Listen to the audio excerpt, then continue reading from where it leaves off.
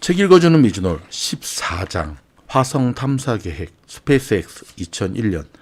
자, 여러분, 이 사진의 위가 일론 머스크입니다. 비행기 조종 훈련을 받는 모습이고 아래는 아데오레 씨. 비행. 페이팔에서 축출되는 머스크는 아버지와 할아버지가 그랬던 것처럼 단발 엔진 터보 프롭을 구입해 비행을 배우기로 결심했다. 조종사 면허를 취득하기 위해서는 50시간의 교육 과정을 이수해야 했는데 머스크는 2주 동안 벼락치기로 이 과정을 이수했다. 나는 무엇에든 매우 치열하게 달려드는 편이에요. 그의 말이다. 그는 유식의 비행 규칙 테스트는 쉽게 통과했지만 첫 번째 계기 비행 규칙 테스트는 통과하지 못했다. 후드를 써야 해서 밖을 볼 수 없었어요. 계기판도 절반쯤 가려져 있었죠. 이런 상태에서 엔진 하나를 끈 후 비행기를 착륙시키라고 하더군요. 그래서 지시대로 착륙시켰는데 교관이 충분치 않습니다. 실패입니다. 라고 하더군요. 두 번째 시험에서 그는 합격했다. 그렇게 면허를 취득한 후 그는 체코슬로바키아에서 제작된 구소련제 군용기인 아에로 L-39 알바트로스를 구입했다. 지나칠 정도로 과감한 결정이었다. 소련에서 전투기 조종사 훈련용으로 사용하던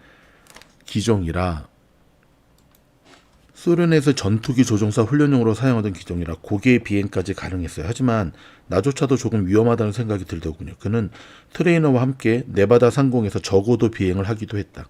영화 탑건에 나오는 장면 딱 그대로였어요. 산의 윤곽을 따라 지상에서 수백 피트를 넘어가지 않도록 비행해야 했죠. 산의 측면을 따라 수직으로 올라갔다가 기체를 거꾸로 뒤집어 비행하기도 했어요.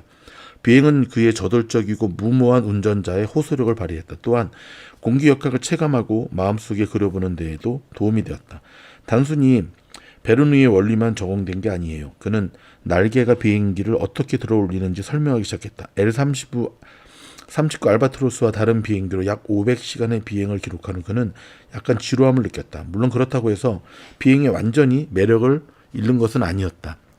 화성학회, 말라리아에서 회복된 직후인 2001년 노동절 주말, 머스크는 펜실베니아 대학교에 다니던 시절에 파티강 친구 아데오레 씨를 만나러 햄프턴에 있는 그의 집으로 찾아갔다. 그럼 이 사진에 나오는 밑에 있는 저 친구입니다. 함께 시간을 보낸 후 롱아일랜드 고속도로를 타고 맨하튼으로 돌아오는 길에 머스크는 앞으로 무엇을 할 것인지에 대해 레시와 이야기를 나눴다. 나는 항상 우주에서 무언가를 하고 싶었어. 머스크가 레시에게 이렇게 덧붙였다. 하지만 개인이 할 수 있는 일은 없다고 생각해. 물론 로켓 제작 비용은 개인이 감당하기에는 너무 큰 금액이었다. 하지만 정말 그게 문제였을까? 기본적인 물리적 요건은 정확히 무엇이었을까? 머스크는 필요한 모든 것은 금속과 연료뿐이라고 생각했다. 실제로 금속과 연료를 구입하는 데에는 많은 비용이 들지 않았다. 미드타운 터널에 도착했을 무렵 우리는 가능하다는 결론을 내렸죠. 레시의 기억이다. 그날 저녁 호텔에 도착한 머스크는 나사 웹사이트에 로그인하여 그들의 화성 탐사 계획에 대해 읽었다. 나는 그 일이 머지않아 실현될 거라고 생각하고 있었어요. 1969년에 달에 갔으니 이제 당연히 화성에 갈 준비를 하고 있을 거라고 여긴 거죠. 머스크의 말이다. 화성 탐사에 관한 일정이 보이지 않자 그는 사이트를 더욱 샅샅이 뒤지기 시작했다. 그리고 결국 나사에 화성에 대한 계획이 없다는 사실을 깨닫고는 충격을 받았다. 그는 더 많은 정보를 얻기 위해 구글을 검색하다가 우연히 화성학회라는 단체가 실리콘밸리에서 주최하는 만찬에 대한 공고를 보게 되었다. 이건 멋질 것 같은데 같이 가보자. 그는 저스틴에게 이렇게 말하고 즉시 $500짜리 티켓 2장을 구입했다. 그리고는 $5,000짜리 수표를 끊어서 보냈고 이 수표는 그 단체의 회장인 로버트 주비린의 관심을 끌었다. 주비린은 머스크와 저스틴의 우주전쟁 스릴러 영화 에어리언과 터미네이터 그리고 블록버스터 타이타닉을 연출한 영화감독 제임스 카메론과 함께 자신의 테이블에 앉혔다. 저스틴은 카메론 앞에 앉았다. 나는 카메론 감독의 열렬한 팬이었기에 짜릿한 흥분에 휩싸였지만 그는 주로 일론과 대화를 나누었어요. 화성에 대해서, 그리고 왜 인류는 다른 행성을 식민지하지 않으면 파멸의 길을 걸을 수밖에 없는지 등에 대해서 말이에요. 머스크는 이제 인터넷 은행이나 디지털 옐로우 페이지를 출시하는 것보다 훨씬 고차원적인 새로운 사명을 갖게 되었다. 그는 팔로알토 공공도서관에 가서 로켓 공학에 관한 책을 읽고 전문가들에게 전화를 걸어 그들의 손때 묻은 엔진 매뉴얼을 빌려달라고 부탁하기 시작했다. 라스베가스에서 열린 페이팔 출신 임원 모임에서 그는 수영장 옆 카바나에 앉아 너덜너덜한 러시아제 로켓 엔진 매뉴얼을 읽었다. 예전 동료 중 한 명은 마크 우레이가 다음에 무엇을 할 계획인지 묻자 머스크는 대답했다. 화성에 식민지를 건설할 계획이에요. 인류를 다행성 문명으로 만드는 게 내 평생의 사명이죠. 우레이의 반응은 놀라울 게 없었다. 이봐요. 당신은 정말 제정신이 아니에요. 또 다른 페이팔 베테랑인 리드 호프만은 비슷한 반응을 보였다. 화성에 로켓을 보내겠다는 머스크의 계획을 듣고 호프만은 의아해했다. 그런 게 사업이 되나요? 나중에 호프만은 머스크의 생각은 달랐다는 것을 깨달았다. 내가 간과했던 것은 일론은 사명으로 일을 시작해서 나중에는 그것을 재정적으로 성공시키는 방법까지 찾아낸다는 점이었어요. 바로 그런 면이 그를 경외감이 들 정도의 강력한 존재로 만드는 것이죠. 화성 탐사의 이유. 여기서 잠깐. 기술 스타트업 두 곳의 수장 자리에서 쫓겨난 전력이 있는 30살의 기업가가 화성에 갈 수 있는 로켓을 만들기로 결정한 것이 과연 얼마나 무모한 행동이었는지 짚어볼 필요가 있을 것 같다. 휴가를 싫어하고 로켓과 공상 과학소설, 은하수를 여행하는 히치하이커를 위한 안내서를 어린아이처럼 좋아하는 것 외에 무엇이 그를 움직이게 했을까? 당시 당황스러워하던 친구들에게 그리고 이후 꾸준히 이어진 다양한 대화 자리에서 그는 세 가지 이유를 들어 설명했다. 먼저 그는 기술 발전이 필연적이지 않다는 사실이 놀랍고 두려웠다. 아예 멈출 수도 있었고 심지어 후퇴할 수도 있었다. 미국은 달에 갔었다. 하지만 어느 시점엔가 우주왕복선 임무가 중단되면서 그 분야의 발달도 멈춰버렸다. 우리 아이들에게 달에 간 것이 우리가 할 수 있는 최선이었다고 그래서 그만두었다고 말하고 싶습니까? 그는 묻는다. 고대 이집트인들은 피라미드를 건설하는 방법을 습득했지만 이후 그 지식은 사라졌다. 로마에 일어났던 일도 마찬가지다. 그들은 수로와 여타의 경이로운 구조물을 건설했지만 암흑의 시대를 거치면서 대부분 소실되었다. 미국에서도 그런 일이 벌어지고 있는 게 아닐까? 사람들은 기술이 자동적으로 발전한다고 생각하지만 그것은 착각입니다. 그는 몇 년 후 테드 강연에서 이렇게 말했다. 기술은 많은 사람들이 그것을 개선하기 위해 아주 열심히 노력하는 경우에만 발전할 수 있습니다.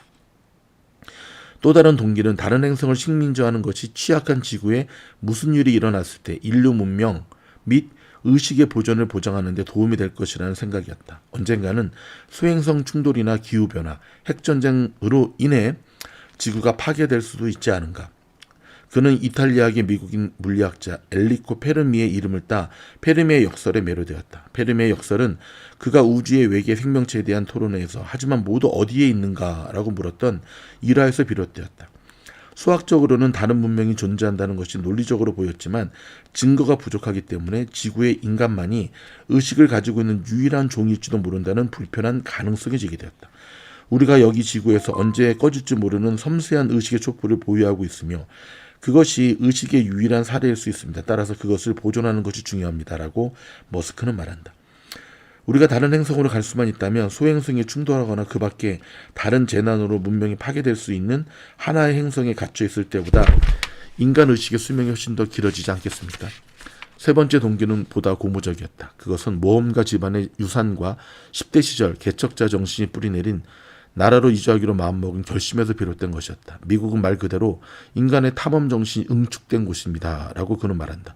이곳은 모험가들의 땅입니다. 그는 그런 정신을 미국에 되살려야 하며 그러기 위한 가장 좋은 방법이 화성 식민지 개척에 착수하는 것이라고 느꼈다. 화성의 기지를 구축하는 것은 엄청나게 어려운 일이며 미국의 개척 과정에서 그랬던 것처럼 사람들이 죽을 수도 있습니다. 그러나 그것은 엄청나게 고무적인 일이 될 것이며 우리는 그렇게 세상에 고무적인 일이 있게 해야 합니다. 그는 인간의 삶이 단순히 문제를 해결하는 데서 그쳐서는 안 된다고 느꼈다.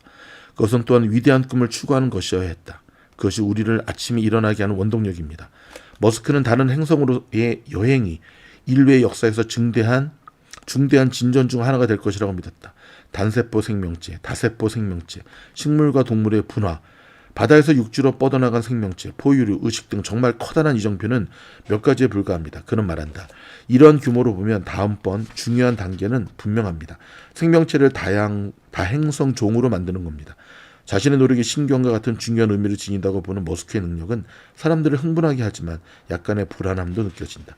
레부친이 풍자적으로 말했듯이 일론의 가장 큰 능력 중 하나는 자신의 비전을 하늘이 내린 명령처럼 전달하는 능력이었다. 화성 오아시스. 머스크는 로켓 회사를 창업하려면 락히드와 보잉을 비롯한 대부분의 항공우주 기업들이 운집한 LA로 이주하는 것이 최선이라고 결정했다. 로켓 회사의 성공 확률은 상당히 낮았고 항공우주공학 분야의 인재가 모여드는 남캘리포니아, 서든 캘리포니아로 남가주로 들어가지 않으면 그 확률은 더욱 낮아질 수밖에 없었지요. 그는 남가주로 이사하는 이유를 저스틴에게 설명하지 않았다. 그래서 저스틴은 그가 LA에 넘쳐나는 셀럽들의 매력에 끌려 그는 결정을 내렸다고 생각했다. 두 사람의 결혼 덕분에 그는 미국 시민권자가 될 자격을 얻었고, 그래서 2002년 초 LA 카운티 박람회장에서 열린 선서식에 참석해 3,500여 명의 다른 이민자들과 함께 시민권을 획득했다. 2002년입니다. 우리 월드컵 때. 머스크는 LA 공항 근처의 한 호텔에서 로켓 엔지니어들과 모임을 갖기 시작했다. 처음에는 직접 로켓 회사를 설립하는 것보다 대중에게 영감을 불어넣고 더 많은 나사 기금이 확보될 수 있도록 돕는 자선 사업가로서의 사명을 수행하는 게 낫지 않을까 하는 생각도 했었지요. 그의 첫 번째 계획은 화성에 쥐를 보내기 위해 소형 로켓을 만드는 것이었다. 하지만 작은 우주선에서 쥐들이 서서히 죽어가는 희비극적인 영상이나 얻고 말게 될까봐 걱정이 되었죠. 그건 확실히 좋지 않았을 것 같았다. 그래서 화성에 작은 온실을 보내자는 결론에 도달했어요. 그 온실이 화성에 내려진 후 그는 붉은 행성에서 자라는 녹색 식물의 사진이 전송된다면 대중의 관심과 흥미가 높아져 화성 탐사에 대한 요구 또한 커질 것이라고 생각이었다. 머스크는 이 아이디어에 화성 오아시스라는 이름을 붙였고 $3,000만 미만의 비용으로 실현할 수 있을 것으로 예상했다. 그에게는 그만한 돈이 있었다. 가장 큰 도전 과제는 화성에 온실을 보낼 수 있는 저렴한 로켓을 구하는 일이었다. 알고 보니 로켓을 싸게 구할 수 있는 곳이 있었다. 아니, 그렇게 생각했다. 머스크는 화성협회 관계자들로부터 미국 러시아 미사일 해체 프로그램에 참여했던 짐 캔트렐이라는 로켓 엔지니어에 대해 들었다. 아데오 레시와 함께 롱아일랜드 고속도로를 달리고 한 달 후 머스크는 캔트렐에게 전화를 걸었다. 캔트렐은 유타주에서 컨퍼러블의 뚜껑을 연 채 운전하고 있었다. 그래서 내가 알아들을 수 있었던 내용은 이안 머스크인가 뭔가 하는 사람이 자신이 인터넷 백만장자인데 나와 이야기를 나누고 싶어 한다는 것 정도였습니다. 나중에 그가 에스콰이어에 밝힌 내용이다. 캔트렐이 집에 돌아와 다시 그에게 전화하자 머스크는 자신의 비전을 설명했다. 나는 인류가 다행성 종족이 되는 것에 대한 사람들의 관심을 바꾸고 싶습니다. 이번 주말에 만날 수 있을까요? 캔트렐은 러시아 당국과의 관계로 인해 비밀스러운 생활을 하고 있었기에 총이 없는 안전한 장소에서 이 의문의 인물을 만나고 싶었다. 그래서 솔트레이크 시티 공항의 델타 항공 클럽에서 만나자고 제안했다. 머스크는 레시와 함께 약속 장소에 나가 러시아에 가서 로켓이나 발사 슬롯을 구매할 수 있는지 알아보려는 그들의 계획을 제시했다. 여기까지가 14장. 여러분, 우린 드디어 왜 일론 머스크가 화성 이주 계획에 대한 비전과 꿈을 품게 되었는지, 한낱 그의 공상적인 꿈이 아니라 정말 그의 엔지니어, 그쵸, 그의 소명이라는 것을 발견하게 되죠. 계속해서 흥미로운 스토리가 이어집니다. 다음 장에는 로켓맨, 본격적인 스페이스X 이야기가 펼쳐집니다. 여러분, 배너에 보이신 대로 미진올 단톡방 고정 댓글 타고 들어오시면 됩니다. 고맙습니다.